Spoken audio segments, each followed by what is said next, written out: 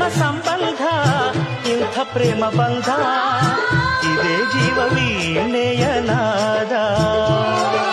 ಪ್ರೇಮ ಎಂದು ಅಮರ, ಪ್ರೇಮ ಎಂದು ಮಧುರ. ಪ್ರೇಮ ನಮ್ಮ ಗಾನ, ಪ್ರೇಮ ನಮ್ಮ ಧ್ಯಾನ.